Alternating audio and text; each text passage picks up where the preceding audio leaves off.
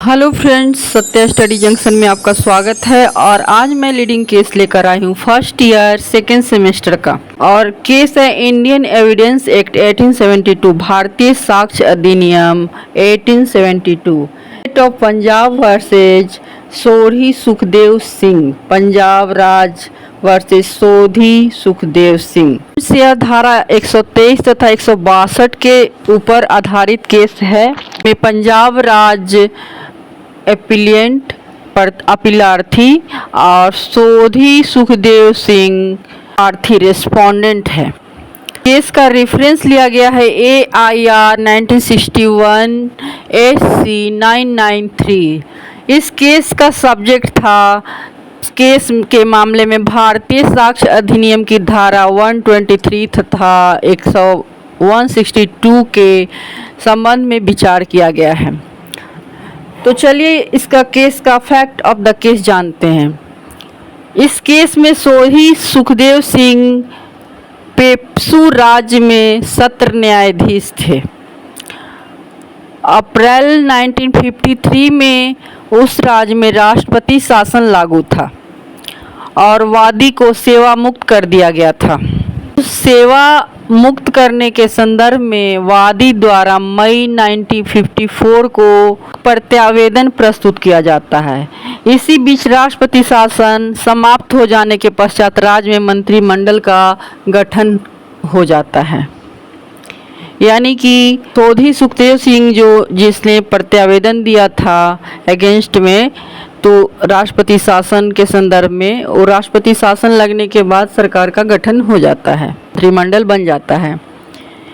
इस प्रत्यावेदन के संबंध में राज्य सरकार द्वारा लोक सेवा आयोग से राय मांगी गई तथा लोक सेवा आयोग की राय प्राप्त होने के पश्चात मंत्रिमंडल ने उस प्रत्यावेदन पर विचार करके आदेश पारित किया कि वादी की नियुक्ति किसी योग्य पद पर कर दी जाए। मतलब जो उनका सेवा निरस्त कर दिया गया था, उनको किसी अच्छे पोस्ट में उनको पद दे दिया जाए। पुनः नियुक्ति केस प्राप्त होने के पश्चात वादी द्वारा प्रतिवादी अपीलार्थी के विरुद्ध दावा कर दिया गया। यानी कि पंजाब राज सोधी सुखदेव सिंह के खिलाफ फिर से दावा कर दिए, से क्लेम कर दिए। केस ट्रायल कोर्ट में जाता है।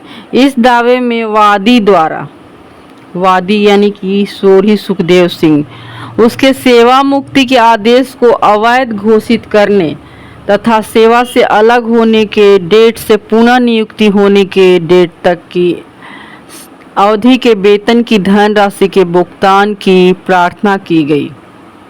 यानी कि जो उन्होंने सेवा मुक्त हो गए थे, उस बीच उनको जो पेमेंट नहीं मिला वो पेमेंट उनको दिया जाए। प्रतिवादी यानी कि पंजाब राज द्वारा अपने सिविल बयान में किसी भी प्रकार का भुगतान करने से मना कर दिया और इसका विरोध किया। वाद की सुनवाई यानी कि हेयरिंग में के बीच वादी का व्यवहार यानी कि सोधी सुखदेव सिंह का व्यवहार प्रक्रिया संहिता CPC के आदेश 14 के नियम 4 तथा आदेश 11 नियम 14 के अंतर्गत एक प्रार्थना पत्र प्रस्तुत कराए जाने हेतु प्रार्थना की जाती है। प्रतिवादी यानी कि पंजाब राज्य सरकार की ओर से सचिव ने शपथ पत्र प्रस्तुत करते हुए साक्ष्य अधिनियम की धारा 123 और 162 के अधीन संबंधित अभिलेखों को गोपनीय होने के कारण न्यायालय में प्रस्तुत न करने की अनुमति दिए जाने हेतु प्रार्थना की। परीक्षण न्यायालय द्वारा मामले पर विचार कर प्रतिवादी के पक्ष में निर्णय दिया गया तथा वादी का वाद निरस्त कर दिया गया। प्रतिवादी के पक्ष में निर्णय में पंजाब राज्य के पक्ष में निर्णय आया और सोधी सुखदेव सिंह के अगेंस्ट उनका वाद निरस्त कर दिया गया। यह केस उच्च न्यायालय यानी कि हाई कोर्ट में जाता है और विचारण न्यायालय के निर्णय के विरुद्ध उच्च न्यायालय में अपील की जाती है। उच्च न्यायालय ने विचारण न्यायालय के निर्णय को निरस्त कर अपील स्वीकार करता है।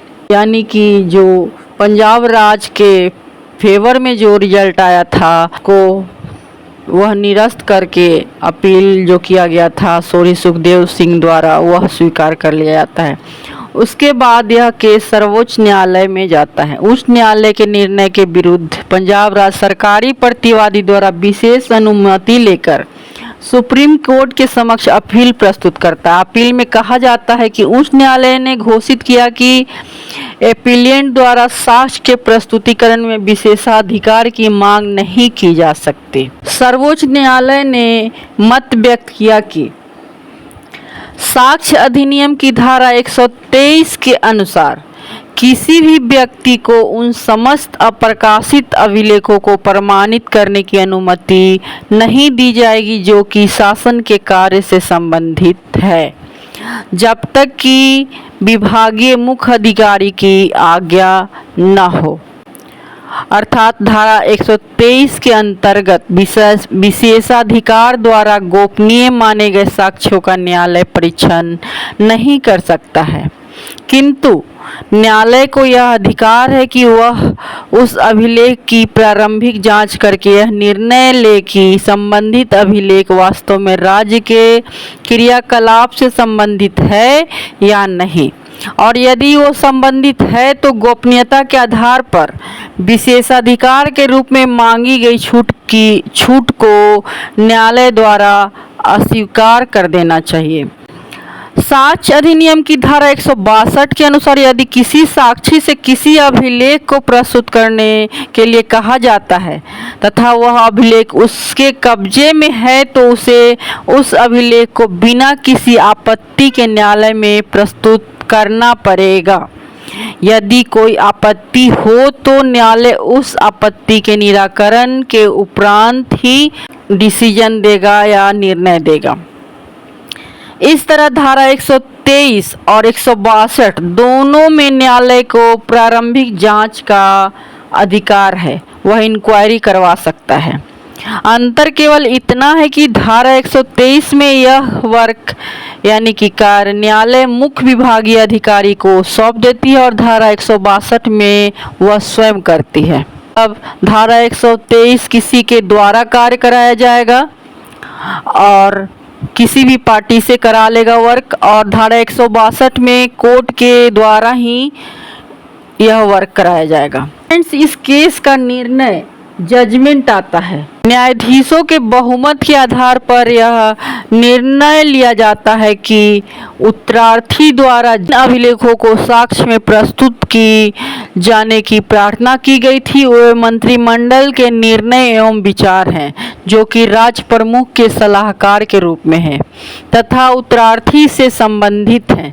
अतः यह अभिलेख गोपनीयता के विशेषाधिकार के अंतर्गत नहीं है, किंतु उक्त अभिलेख प्रकाशित नहीं किए गए हैं, इसलिए मंत्रिमंडल उसमें अदला बदली कर सकता था। इसलिए शासन के क्रियाकलाप से संबंधित है तथा इनको साक्ष्य में प्रस्तुत करने या ना करने के संबंध में निर्णय विभाग के मुख्य अधिकारी द्वारा ही किया जा सकता है। अपील स्वीकार कर ली जाती है तथा हाई कोर्ट के निर्णय को अपास्त करके विचारण न्यायालय के निर्णय की पुष्टि की जाती है।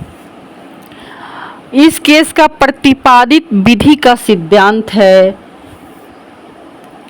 यानी कि लॉ पॉइंट है। फर्स्ट, साक्ष्य अधिनियम की धारा 123 के अंतर्गत यह निर्धारित होने पर कि किसी अभिलेख को साक्ष्य में प्रस्तुत किए जाने के संबंध में कोई विशेषाधिकार है तो उसके तथ्यों को प्रकट करने हेतु संबंधित विभाग के मुख्य अधिकारी की सहमति आवश्यक है। सेकेंड है, किसी भी राज्य सरकार के क्रियाकलापों से संबंधित अभिलेख साक्ष्य में प्रस्तुत करते समय शासन के कार्य का तथ्य फैक्ट विचारणीय है। थर्ड पॉइंट है, किसी भी अभिलेख के प्रस्तुतिकरण के संबंध में न्यायालय द्वारा प्रारंभिक जांच की जा सकती है।